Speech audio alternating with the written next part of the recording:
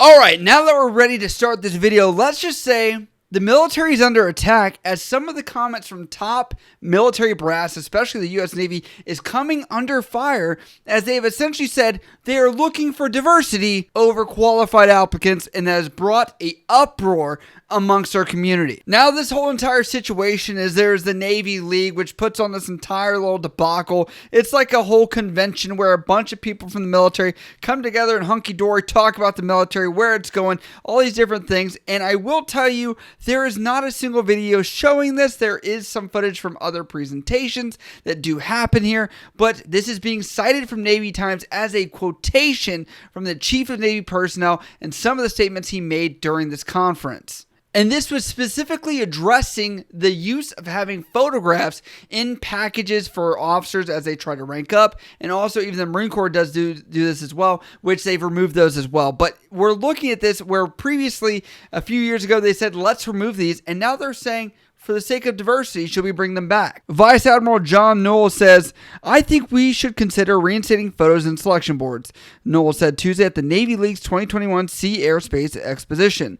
We look at, for instance, the one-star board over the last 5 years, and we can show you where, as you look at it diversity, it went down with photos removed. Let's be honest, if you're looking at one-star diversity only across the board and you're saying that is our population of study and it's not diverse enough, I'm like, how many people make it to Rear Admiral lower half? If we are pissed off about diversity at this one specific rank, I'm curious, why not look at the rest? Let's look at the O-nothing ranks that are getting put up, or the E-nothing ranks that are being put up. I think that speaks more volumes than if we're looking at who's making Admiral and who isn't. It's a meritocracy. We're only going to pick the best of the best, but we're very clear with our language that we want them to consider diversity across all areas, right?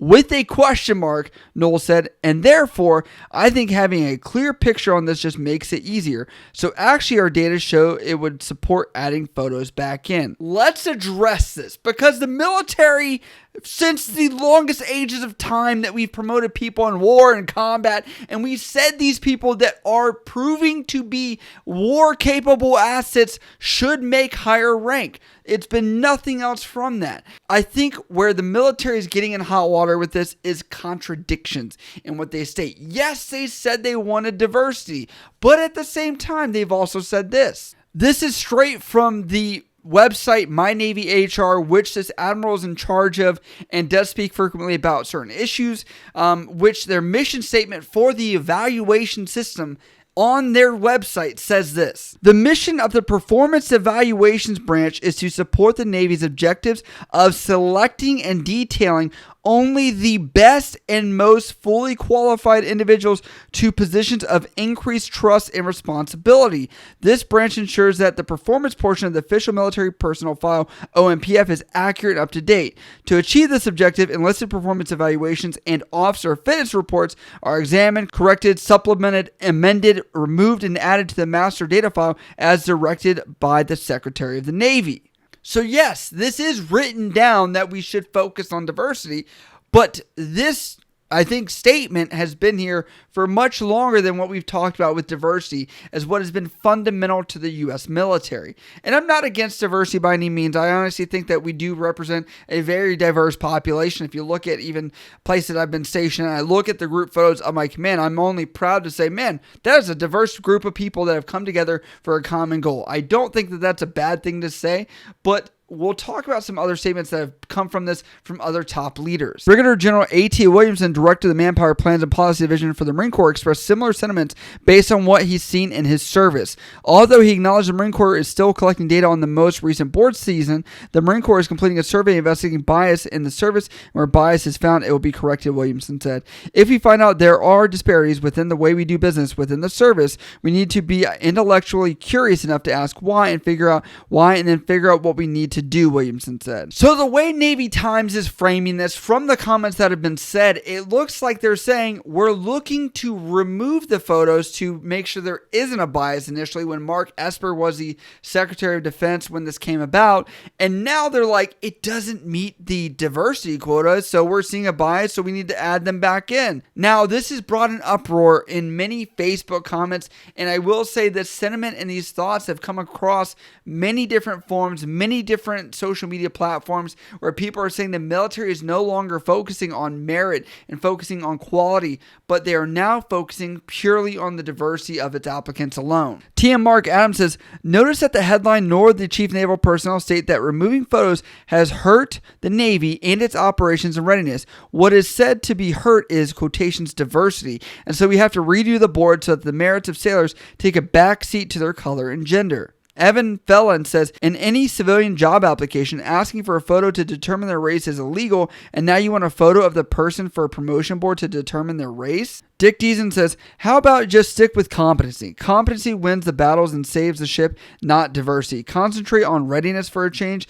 and leave these other attributes out of the equation. It'll save you billions in discussion alone and prepare the fleet for more than hurt feelings. I do have to ask the question. We have the photos that were in there originally that were taken out. Great idea. Progressing towards the most equal way you could ever observe a population in order to try and give some kind of as much of an objective finding as possible.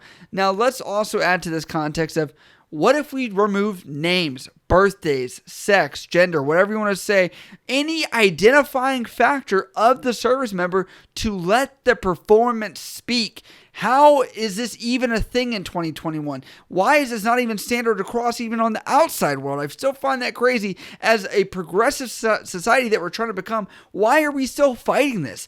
Just totally take it out. But I think the issue is people still want some bias, and this is part of the human nature or process where I'm like, if we want to be fair, we should die on the hill of being fair as possible. If we want to be on the other side and say that there's other things that matter to us, we should be able to accept and have a genuine adult conversation about that and say, we would like to create leaders that people can look up to for the next generation, and this will be a correction here if that's what we're looking at.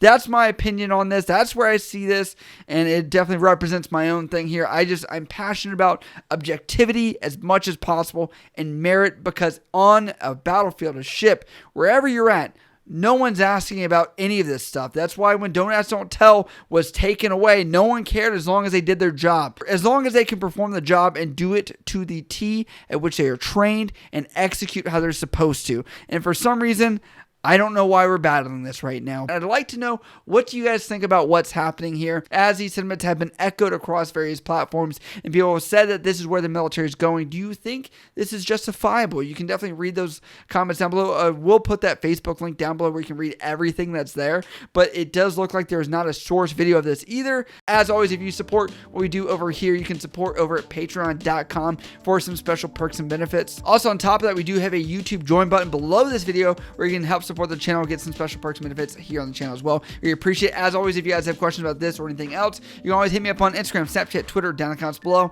I love you guys. I'll see you next time.